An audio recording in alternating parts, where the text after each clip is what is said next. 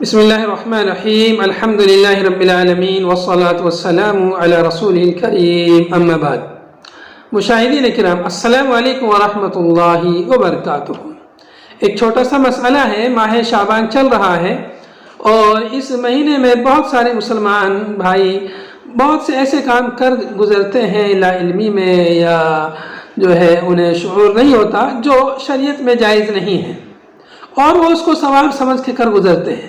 انہی اعمال میں سے ایک عمل ہے آتش بازی ہے۔ وہ لوگ شب برات کی خوشی مناتے ہیں جو کہ خود ایک بدعت ہے، اور پھر اس میں بہت سارے ایسے اعمال کرتے ہیں جو غیر شرعی اعمال ہیں۔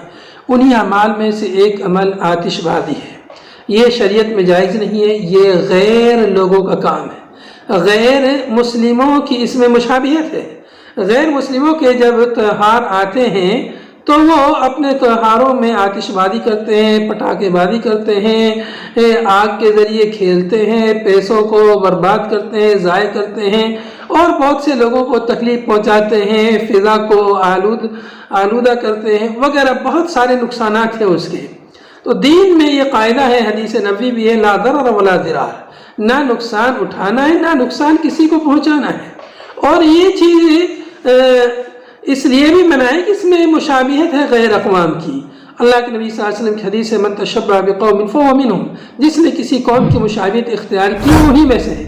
اور خود اللہ کے نبی صلی اللہ علیہ وسلم کے زمانے میں بھی اس آتش بازی کے تعلق سے ایک دفعہ تذکرہ آیا تھا، جب اللہ کے نبی صلی اللہ علیہ وسلم نے صحابہ کرام سے مشورہ لیا کہ اذان کے تعلق سے لوگوں کو نماز کے لیے کیسے اکٹھا کیا جائے، تو مختلف مشورے آئے۔ کسی نے کہا کہ بوق کے ذریعے سے آواز دی جائے، کسی نے کہا کہ جو ہے آگ جلائی جائے بلند تب آگ جلے، کسی نے کہا کہ جھنڈا نصب کیا جائے وغیرہ، مختلف اقوال آئے۔ تو اللہ کے نبی صلی اللہ علیہ وسلم نے ان کو اس لیے رد کر دیا کہ اس میں غیر اقوام کی مشابہت ہے۔